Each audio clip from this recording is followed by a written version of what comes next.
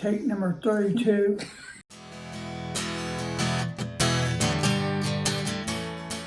Hi, this is Paul. I'm a stroke survivor.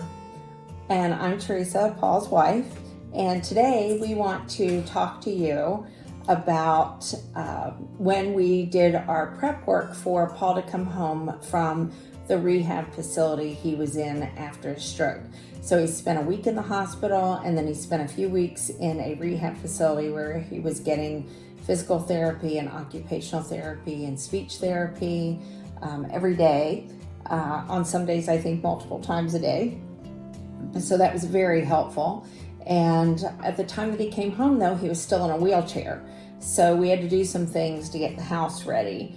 The first thing, of course, was me being able to get the wheelchair in and out of the house. So for that, we had a couple of Paul's friends that he worked with come over, and they built some ramps for us, right? Yes, they did. So we had a ramp into the house from the front door, and then a ramp in from the garage. Yeah.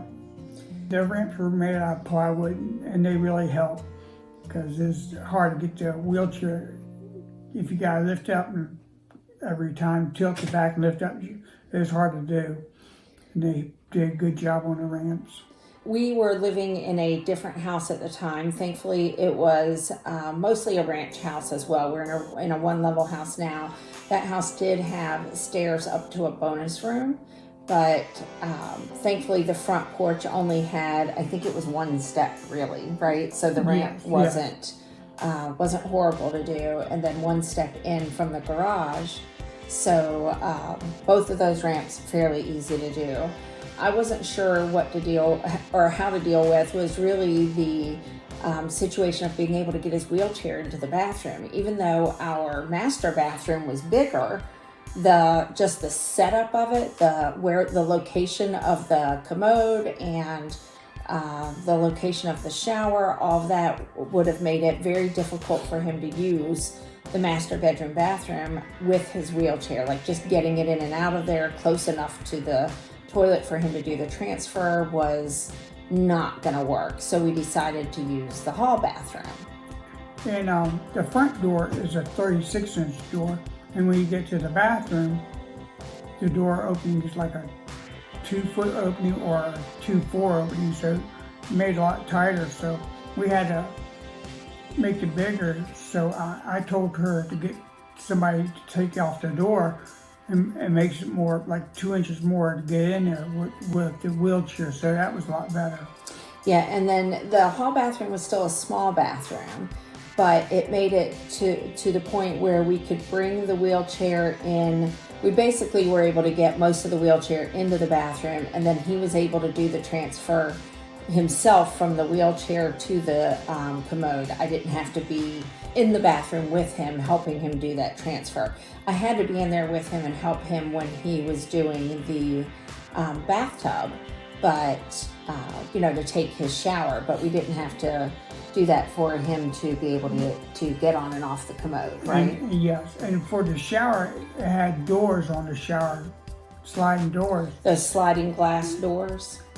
They were have a tub, so I had to get guys from work to take that down before I can put my hospital chair that goes over the tub and half in, half out of the tub.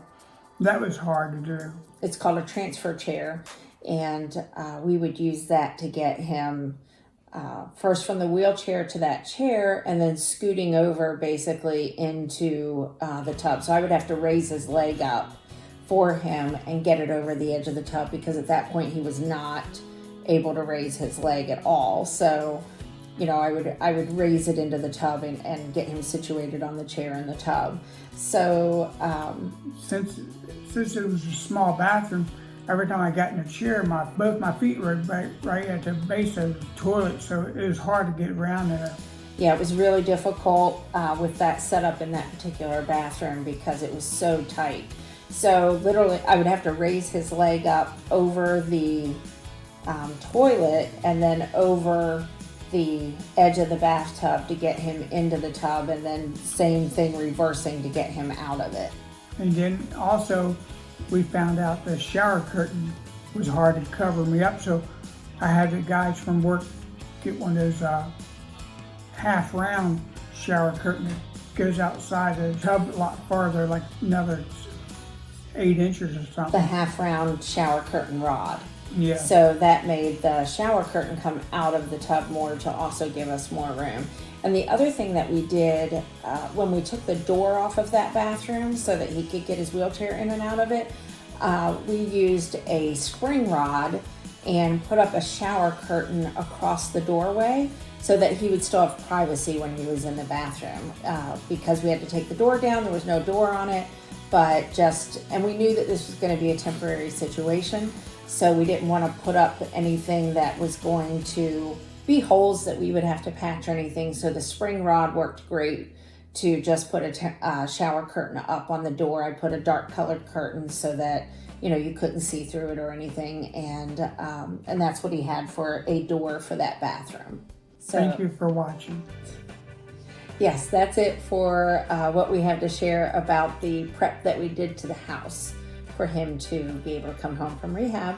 So we hope that some of these tips were helpful for you if you're in a position where you're just getting ready to bring your stroke survivor home, or if you are a stroke survivor and you're going to be coming home soon, then some of these suggestions may be things that you want to talk to your caregiver about.